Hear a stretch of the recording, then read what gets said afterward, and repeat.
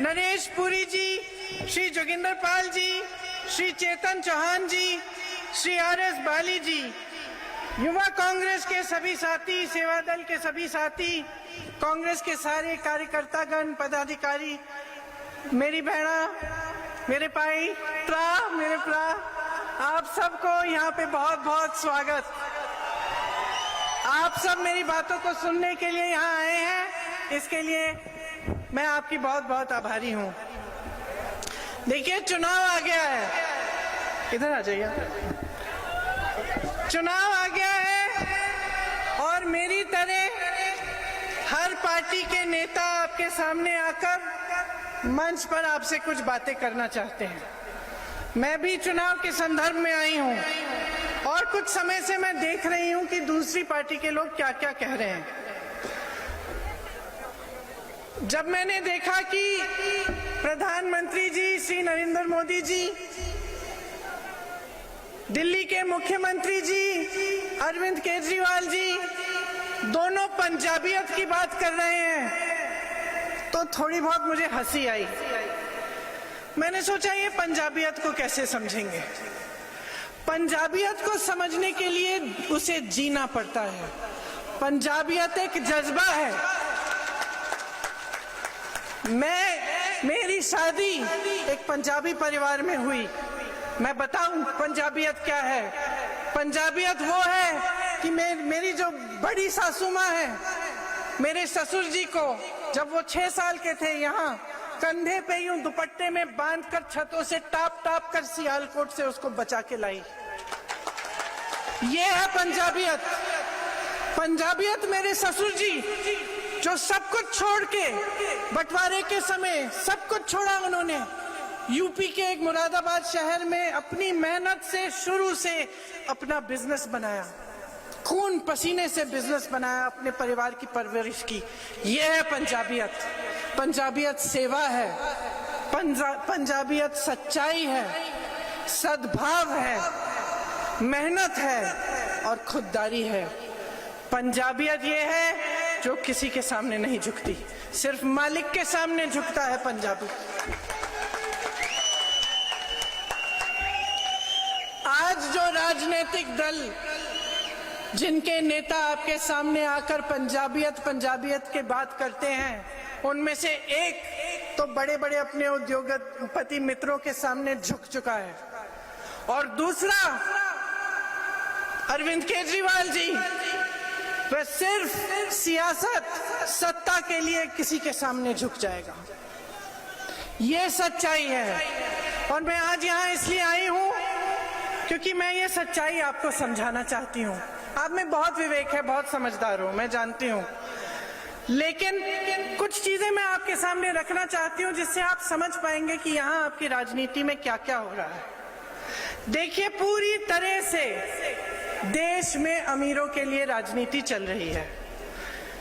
अगर आप देखें कि यहाँ पठानकोट में कितनी छोटे छोटे बिजनेस हैं, मध्यम बिजनेस हैं, दुकानदार हैं जो अपनी रोजी रोटी चैन से कमाते थे, आज उनकी क्या परिस्थिति है। आज परिस्थिति ये है कि नोटबंदी लाई गई, जीएसटी थोपा गया, कोरोना और लॉकडाउन आया, लेकिन आपके लिए कोई राहत नहीं आई। कोरोना के समय, लॉकडाउन के समय आपने इतना संघर्ष किया, केंद्र सरकार से, भाजपा की सरकार से कोई राहत नहीं आई। स्मॉल और मीडियम बिजनेस के लिए किसी ने मदद नहीं किया। रोजगार की इतनी बड़ी समस्या है, रोजगार आते कहां से थे? बड़े बड़े पीएसयू से आते थे, रेलवेज, बीएचईएल, इस तरह के पीएसयू से। सारे के सारे पीएसयू बेच डाले। किसको बेचे? उन्हीं 2 उद्योगपतियों के सामने को बेच दिए, जिनके सामने आप रोज रोज झुकते हैं। बेच दिया आपने, और जो नहीं बेचे हैं उनको बेचने की योजना कर रहे हैं। रोजगार कहां से आएंगे? आप कहते रहते हैं, ऐलान करते रहते हैं, हम रोजगार पैदा करेंगे, पैदा करेंगे। इतने साल हो गए, कोई रोजगार पैदा नहीं हुए। सारे नौजवान बेरोजगार पड़े हुए हैं। किसानों को लीजिए, किसानों के लिए ऐसे कानून लाए जा रहे थे जो किसान के खून पसीने की मेहनत की कमाई उन्हीं उद्योगपतियों को देने जा रही थी। ये थे कानून।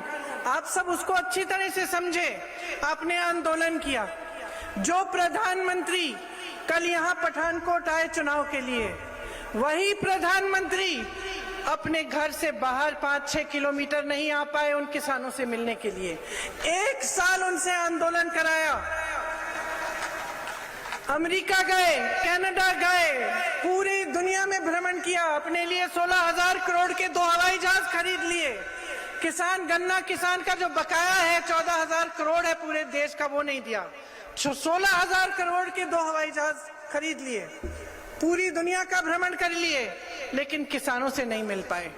एक भी बार अपने घर से नहीं निकले, आए नहीं पूछा कि किसान भाई खड़े हैं, मैंने खड़ी हैं, 1 साल हो गया है, शहीद हो चुके हैं 700 किसान, लेकिन पूछने कोई नहीं आया कि आपके क्या हाल चाल है, क्यों आप इन कानूनों से इतने दुखी हैं, त्रस्त हैं। कुछ नहीं पूछा। उल्टा उनके मंत्री के बेटे ने 6 किसानों को जीप के नीचे कुचल दिया और कोई कार्रवाई नहीं हुई। जब हम लोगों ने आंदोलन किया तभी कार्रवाई हुई। जब हम उन परिवारों से मिलने जाना चाह रहे थे तो हमें रोकने के लिए हजारों पुलिस वाले तैनात थे, लेकिन जब वो मंत्री का बेटा उनको कुचल रहा था तो एक भी पुलिस वाले ने नहीं रोका। ये हालात है भाजपा की। आज कल पता चला कि उसी मंत्री के बेटे की जमानत भी हो गई है, वो रिहा भी होने जा रहा है। उसके पिताजी के साथ नरेंद्र मोदी जी स्टेज पे खड़े होते हैं आज भी। कोई शर्म नहीं है जी, कोई शर्म नहीं है, कोई पंजाबियत की कोई अंडरस्टैंडिंग नहीं है, कोई समझ नहीं है। तो आपके सामने जो बातें हो रही हैं वो सच नहीं है, खोखली बातें हैं, उनकी नीयत खोटी है, झूठ है ये बातें। सब कहते हैं, कोई कहता है धर्म के आधार पर वोट दीजिए, कोई कहता है सुरक्षा के आधार पर वोट दीजिए, कोई आपकी आस्था का इस्तेमाल करता है, कोई आपको असुरक्षित महसूस कराना चाहता है ताकि उसके आधार पर वोट मिले, लेकिन कोई विकास के बारे में नहीं बोल रहा है, कोई आपकी समस्याओं के बारे में नहीं बोल रहा है। सब कहते हैं नई सरकार देंगे। अरे पहले एक सरकार तो चलाइए। आपको मालूम है दिल्ली में पुलिस भी इनके अंडर नहीं है, अरविंद केजरीवाल जी के अंडर। जब पुलिस ही आपके अंडर नहीं है तो आपने तो पूरी सरकार कभी जिंदगी में चलाई नहीं है। आप पंजाब आकर कौन सा लॉ एंड ऑर्डर देंगे? आप पंजाब आकर कौन सी सरकार चलाएंगे? आपकी तो ऐसी सरकार है जो एक भी फाइल पास नहीं कर सकती। एक बिल आया, मोदी जी ने, भाजपा ने एक बिल करवाया, पास करवाया, उसके जरिए आप तो फाइल भी खुद पास नहीं कर सकते बगैर उनकी इजाजत से। सरकार आपने चलाई नहीं है। आप पंजाब आके कह रहे कि आप यहाँ पे नई सरकार देंगे। देखिए, आपने वो कहावत सुनी है, बड़े मियाँ तो बड़े मियाँ, छोटे मियाँ, फिर से बोलिए, छोटे मियाँ, बड़े मियाँ कौन? प्रधानमंत्री नरेंद्र मोदी जी। छोटे मियाँ कौन? मुख्यमंत्री अरविंद केजरीवाल जी। अब यही हालत है, मैं बताती हूँ कैसे। दोनों का जन्म कहां से हुआ? आरएसएस से। एक आरएसएस से उभरे, दूसरे ने एक आंदोलन किया हमारी सरकारों के खिलाफ, जिसका पूरा समर्थन आरएसएस ने किया था। एक ने आपको गुजरात मॉडल दिया। 2014 में पूरे देश ने उन पे आस्था, अपनी आस्था डाली उनमें, गुजरात मॉडल बोला और उनको वोट देके जिताया। कौन सा गुजरात मॉडल देखा है अपने देश में? उनका अब गुजरात मॉडल हो गया है। 2 गुजराती उद्योगपति हैं उनके, उन्हीं पर मॉडल चल रहा है। पूरा देश बेचा जा रहा है उनको। गरीब की कोई सुनवाई नहीं है, विकास की कोई बात ही नहीं है। अब दूसरे कह रहे हैं कि आपको दिल्ली मॉडल दिखाएंगे। मैं दिल्ली की हूं, मैं बताती हूं दिल्ली मॉडल। कोरोना में आपने देखा क्या हुआ? क्या हुआ दिल्ली में? सड़कों पे लोग दम तोड़ रहे थे। सड़कों पे ऑक्सीजन नहीं मिल रहा था, सुविधाएं नहीं थी। क्यों? अगर इतनी बड़ी काम किए हैं इन्होंने, स्वास्थ्य की सुविधाएं बनाई हैं, तो क्यों नहीं दिखी उस समय? शिक्षा के संस्थान कितने बनाए हैं इन्होंने? ना मोदी जी ने बनवाए हैं, ना केजरीवाल जी ने बनवाए हैं। मोदी जी ने आपको एक वचन दिया था 15 लाख रुपए मिलेंगे। किसको मिले जी? हाथ उठा लीजिए, दिखा दीजिए किसी को मिले 15 लाख? नहीं मिले ना। अब केजरीवाल जी कह रहे हैं कि आपको 7 लाख रुपए तक आपका फायदा होगा। इसी तरह से मोदी जी विज्ञापनों पे हजारों करोड़ रुपए खर्चते हैं। अरे जहां जाइए वहां पे विज्ञापन दिखेगा। मैं यूपी में काम करती हूँ, विज्ञापन तो ऐसे बना रखे हैं जैसे यूपी में न जाने क्या क्या विकास हुआ है। रोज रोज मैं गांव में जाती हूँ, किसी की रोजी रोटी नहीं कमाई जा रही है, किसी की महंगाई का सामना नहीं हो रहा है, बच्चे शिक्षित हैं, नौकरी नहीं मिल रही है, लेकिन विज्ञापन बहुत सुंदर है। उसी तरह से केजरीवाल जी ने भी बहुत बढ़िया बड़े बड़े खर्चे हैं, हजारों करोड़ रुपए विज्ञापनों पे। किसान कानून बनाया किसने? बड़े मियाँ जी ने। और सबसे पहले लागू करने वाले, उसको नोटिफाई करने वाले कौन? छोटे मियाँ। आंगनवाड़ी, आशा बहुएं, सब दुखी, चाहे बड़े मियाँ जी की सरकार में चाहे छोटे मियाँ जी की सरकार में। आज भी आंदोलन, कल भी आंदोलन कर रही थी, सब सड़क पे बैठी थी। केजरीवाल जी ड्रग माफिया के सामने झुक गए। उन्होंने कहा आपको खूब रोजगार मिलेंगे। मोदी जी ने तो कहा था 20-25 लाख रोजगार देने वाले थे। तमाम बेरोजगार पड़े हुए नौजवान हर प्रदेश में। केजरीवाल जी ने कितने रोजगार दिए आपको मालूम है? अपने राज्य में बताइए। 440 नौकरियां दी हैं, 440 बस। अपने पूरे सालों के राज में सिर्फ 440 नौकरियां दी हैं। ये हालात हैं। सत्ता में आने के लिए तो कुछ भी कर डालेंगे। उनके एक साथी हैं, उनका कल बयान आया था, कह रहे थे कि केजरीवाल जी ने मुझे कहा कि अगर पंजाब के सीएम नहीं तो ठीक है, दुनिया के पहले नए देश के पीएम तो बन जाऊंगा मैं। समझे आप बात? आतंकवादियों के घर में जाके रहते हैं एक छोटे मियाँ साहब, और बड़े मियाँ किसानों को आतंकवादी कहते हैं। ये है सच्चाई आपके सामने कि सत्ता में रहने के लिए कुछ भी कर डालेंगे। पैसों का इस्तेमाल, आतंकवादियों के पास चले जाएंगे, धर्म का इस्तेमाल, जज्बातों का इस्तेमाल। लेकिन ये आपके विकास के लिए नहीं है, आपको आगे बढ़ाने के लिए नहीं है, ये खुद को आगे बढ़ाने के लिए, खुद के विकास के लिए। अब हम आपको कह रहे हैं कि असलियत ये है कि आपकी जो पंजाबियत है उसको बचाने वाले इस प्रदेश में आपके सामने जो मुख्यमंत्री जी चन्नी जी हैं वो है।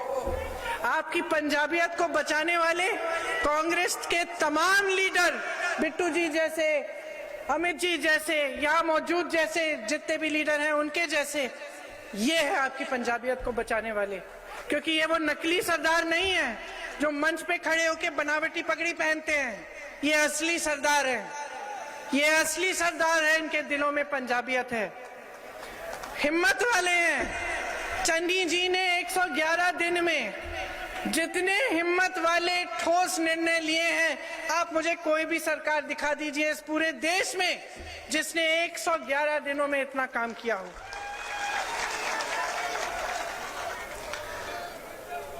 इनके क्या काम रहे 111 दिन में? 6,400 करोड़ किसानों को का कर्जा माफ किया है, 1,500 करोड़ के बिल माफ किए बिजली के, किसानों को मुफ्त बिजली दी है, बिजली की रेट 3 रुपए यूनिट की है, औद्योगिक बिजली का रेट 5 रुपए यूनिट, पानी के दाम ग्रामीणों के इलाकों में घटाकर 50 रुपए प्रति माह कर दिया है। शहरों में जो वाटर सप्लाई है, जो सूरज का सप्लाई है, उसके 700 करोड़ के बिजली के बिल माफ किए हैं, गौशालाओं में बिजली के बिल माफ किए हैं, पेट्रोल डीजल के दाम घटाए हैं, 3.5 लाख कंस्ट्रक्शन के श्रमिकों को 3,100 रुपए दिए गए हैं, दलित और पिछड़े वर्ग के लिए 60 करोड़ के कर्जे माफ किए हैं, दलित परिवारों के लिए 200 यूनिट बिजली फ्री की है, रसोईया बहनों को का मानदेय 3,000 रुपए तक किया है और 12 महीनों के लिए किया है, 10 महीनों से बढ़ाकर 33% सरकारी नौकरी चन्नी जी और हमारी सरकार कह रहे हैं कि आपको महिलाओं के लिए मिलेंगी। महिलाओं को मुफ्त बस यात्रा मिलेगी। जितनी भी सरकारी बसें हैं उनमें आपको टिकट नहीं खरीदना पड़ेगा। पंचायतों में आपको 50% आरक्षण मिलेगा। और आगे बढ़कर हम ये कह रहे हैं कि हम 1 लाख रोजगार बनाना चाहते हैं और जो बेरोजगार नवयुवक है उसको 1,100 रुपए प्रति माह मिलेगा ताकि वो कम से कम अपने पैरों पे थोड़ा खड़ा होना शुरू करे। जरूरतमंद परिवारों को हर साल 8 गैस सिलेंडर मुफ्त मिलेंगे। माफ करिए, बेरोजगार नौजवानों को नहीं, महिलाओं को प्रति माह 1,100 रुपए का मिलेगा। महिलाओं को माफ करिए। सरकारी अस्पतालों में 20 लाख तक मुफ्त इलाज होगा। पंजाब में सभी निवासियों को 100 दिन का रोजगार का गारंटी मिलेगा। मतलब आप सबको कम से कम 100 दिन का रोजगार मिलेगा। आंगनबाड़ी की बहनों का मानदेय 10,000 रुपए प्रति माह होगा। सरकारी स्कूल में लड़कियों के लिए स्मार्टफोन और लैपटॉप मिलवाए जाएंगे। इस पे मुझे ज्यादा खुशी है क्योंकि ये हमने यूपी में ये पहली घोषणा हमने यही की थी और मुझे खुशी है कि यहाँ पंजाब में भी यही है। तो देखिए, हम काम करके दिखाना चाहते हैं। हमें मालूम है कि जो कांग्रेस की पिछली सरकार थी उसमें खामियां थी, उनको दुरुस्त करने के लिए हम तेजी से काम कर रहे हैं। इसीलिए चन्नी जी आज आए हैं आपके सामने और इतनी तेजी से उन्होंने इतनी अच्छी अच्छी घोषणाएं की हैं। किस लिए की हैं? आपके लिए की हैं, क्योंकि ये सरकार जो है, कांग्रेस की जो सरकार है, वो आपके लिए काम करती है, किसी और के लिए नहीं काम करती। अपने लिए नहीं कि अपने आप को आगे बढ़ा दिया, भूल गए कि स्टेज पे बिठाने वाले, नेता बनाने वाले कौन हैं? आप ही हैं। आप पब्लिक हैं, आपने बहुत शक्ति है, बहुत समझदारी है। अब आपके सामने एक मौका आ रहा है, चुनाव है।